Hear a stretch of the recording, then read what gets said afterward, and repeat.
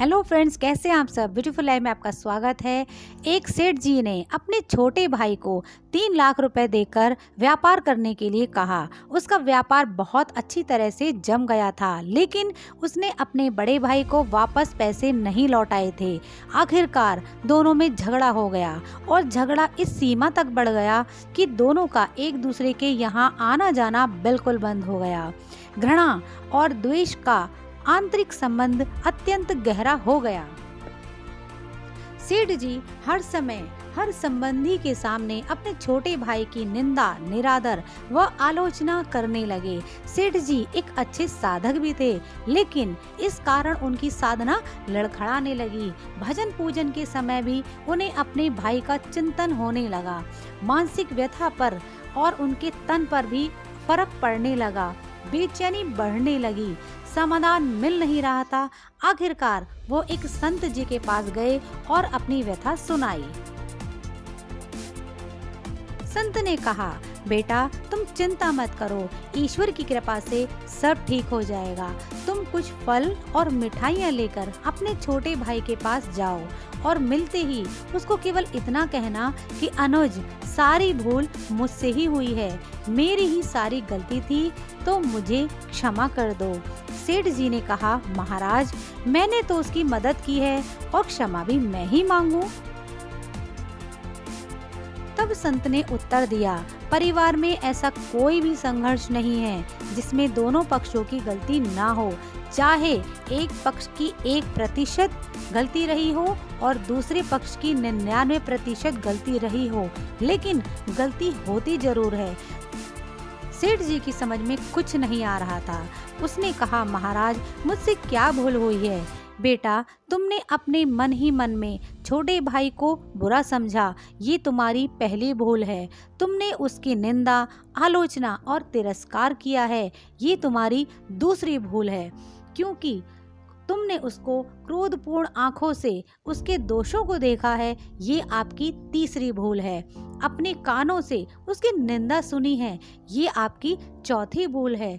तुम्हारे हृदय में छोटे भाई के प्रति क्रोध और घृणा पनप चुकी है, ये तुम्हारी आखिरी भूल है। अपनी इन सभी भूलों के लिए अपने भाई से क्षमा मांगो, क्योंकि इन्हीं भूलों से छोटे भाई को दुख पहुंचा है। तुम्हारा दिया गया दुख कई गुना हजार वापस आकर आपके पास लौट रहा है। जाओ अपनी सारी भूलों के लिए क्षमा मांगो। तुम चैन से जी नहीं सकोगे और चैन से मर नहीं सकोगे।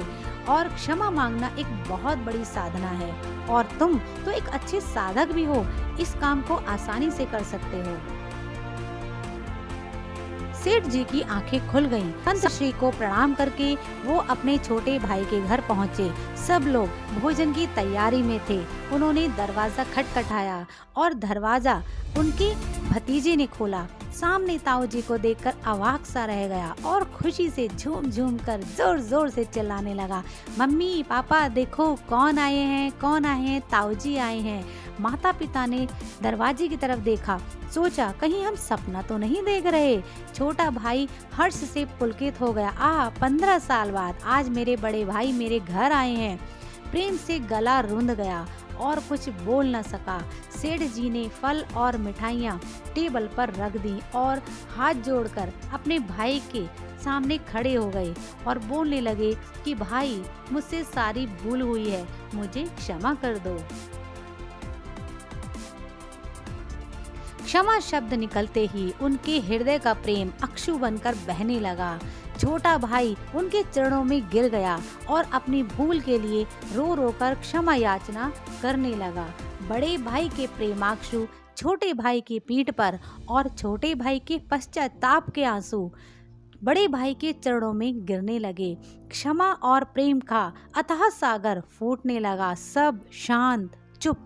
सबकी आंखों से अविरल धारा बहने लगी। छोटा भाई उठकर खड़ा हो गया और गया, पैसे लेकर लौटकर आया और अपने भाई के सामने रख दिए। बड़े भाई ने कहा, भाई आज मैं इन कौड़ियों को लेने नहीं आया हूँ, मैं अपनी सारी भूल मिटाने आया हूँ। अपनी साधना को सजीव बनाने और द्वेष का नाश करने के लिए प्रेम की गंगा बहाने आया हूँ। मेरा आना सफल हो गया, मेरा दुख मिट गया, अब मुझे आनंद ही आनंद का एहसास हो रहा है।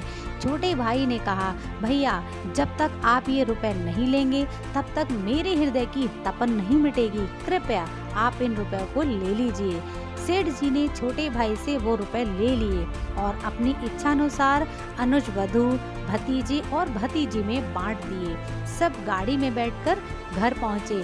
15 साल बाद उस अर्धरात्रि में जब पूरे परिवार का मिलन हुआ तो ऐसा लग रहा था मानो साक्षात प्रेम ही शरीर का रूप धारण करके जमीन पर उतर आया है। सारा परिवार प्रेम के अथाह सागर में मस्त हो रहा था।